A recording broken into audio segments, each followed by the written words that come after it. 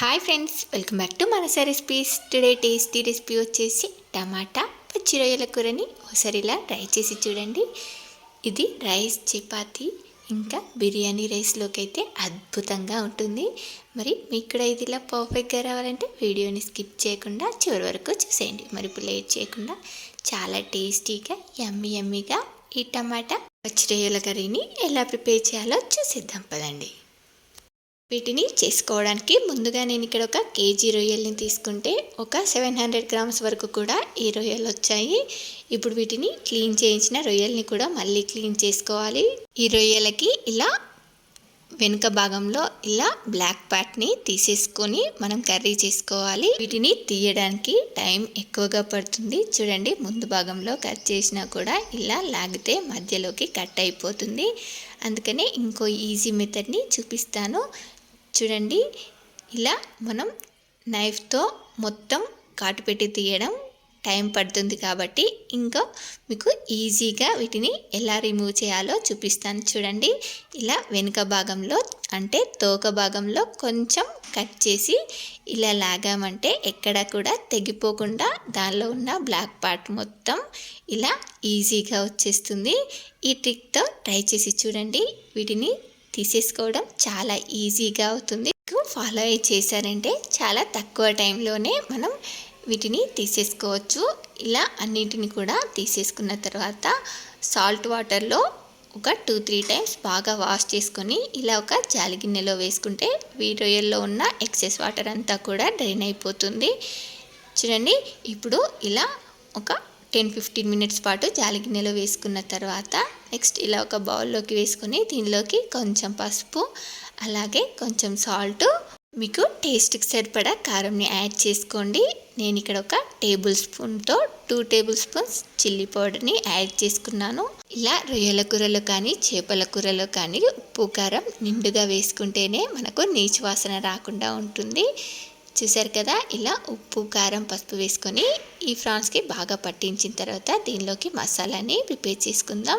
ఇలా 2 ఇంచుల అల్లము, ఒక గుప్పెడన్ని వెల్లుల్లి, 1 టేబుల్ స్పూన్ ధనియాలు, టీ స్పూన్ జీలకర్ర, 1/2 టీ స్పూన్ మిరియాలు, ఒక చిన్న దాల్చిన చెక్క, లవంగాలు, ఇలాచి మీ స్పైసీకి సరిపడా వేసుకొని ఇప్పుడు వీటన్నింటినీ మిక్సీ జార్లో వేసుకొని గ్రైండ్ చేసుకోండి. ఇలా గ్రైండ్ చేసుకున్న ఈ మసాలా మొత్తం ఒక గిన్నెలోకి తీసి రెడీగా పక్కన పెట్టేయండి. నెక్స్ట్ ఇదే మిక్సీ జార్లోకి ఒక 4-5 బాగా ఎర్రగా పండిన పుల్లని టమాటాలు తీసుకోండి. టేస్ట్ చాలా బాగుంటుంది. ఇలా ఈ టమాటోస్ని కూడా గ్రైండ్ చేసుకోండి. నెక్స్ట్ ఇలా ప్యాన్లోకి కర్రీకి సరిపడా ఆయిల్ని తీసుకోండి. దీనిలోకి ఆయిల్ కాస్త ఎక్కువగానే పడుతుంది. ఒక 4-5 టేబుల్ స్పూన్ల ఆయిల్ తీసుకొని ఒక పెద్ద సైజ్ ఆనియన్ తీసుకొని ఇలా చిన్న ముక్కలుగా కట్ చేసుకొని వేసుకొని దీనిలోకి వీటిని ఫ్రై చేసుకునేటప్పుడు మీకు టేస్ట్కి సరిపడా సాల్ట్ని యాడ్ చేసుకుంటే ఆనియన్స్ కూడా త్వరగా ఫ్రై అయిపోతాయి.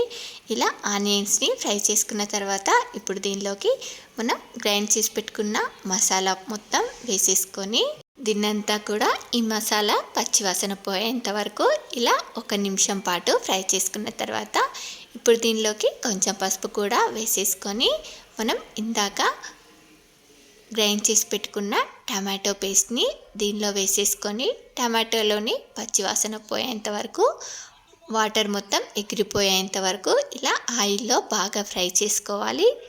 ఇలా ఆయిల్ పైకి తేలేంత వరకు బాగా ఫ్రై చేసుకున్న తర్వాత ఇప్పుడు దీనిలోకి మనం ఉప్పు కారము ఇలా కలిపి పెట్టిన రొయ్యల్ని వేసేసుకొని అలాగే దీనిలోకి కొత్తిమీరని కట్ చేసిన కాడల్ని వేసేసుకొని వీటినంతా కూడా ఇలా బాగా కలిసేలాగా మిక్స్ చేసి ఒక 2-3 నిమిషాల పాటు ఇలానే ఫ్రై చేసుకోవాలి.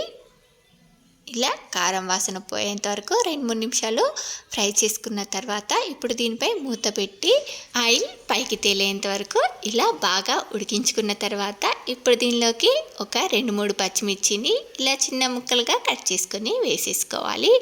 ఇప్పుడు దీన్నంతా కూడా ఒకసారి ఇలా బాగా కలిపేసి మరొక 2-3 నిమిషాల పాటు ఉడికించుకున్న తర్వాత ఇప్పుడు దీనిలోకి కొంచెం వాటర్ని యాడ్ చేసుకోండి.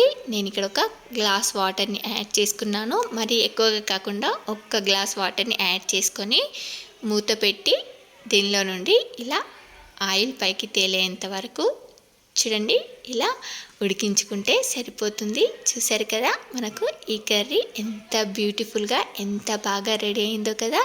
ఇప్పుడు దీనిలోకి ఒక గుప్పెడంతా కొత్తిమీరాకు వేసేసుకొని దీన్నంతా బాగా కలిపేసి 1 నిమిషం పాటు ఉడికించుకొని స్టవ్ ఆపేయడమే.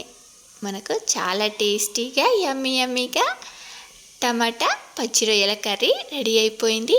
మరి మీకు కూడా నచ్చిందా? చూస్తుంటేనే తినాలనిపిస్తుంది కదా. అయితే మీరు కూడా ఈ సండేకి ఇలా ట్రై చేసి ఎలా వచ్చిందో కామెంట్ బాక్స్లో నాతో షేర్ చేసుకోండి. అలాగే మీకు ఈ రెసిపీ కనుక నచ్చినట్లయితే ఒక లైక్ చేసి మీ ఫ్రెండ్స్ అండ్ రిలేటివ్స్కి షేర్ చేయండి. అలాగే మరిన్ని టేస్టీ అండ్ హెల్దీ రెసిపీస్ కోసం మానస రెసిపీస్ ఛానల్ని సబ్స్క్రైబ్ చేసి దాని పక్కనే ఉన్న బెల్ సింబల్ని క్లిక్ చేయండి. Thank you for watching my video.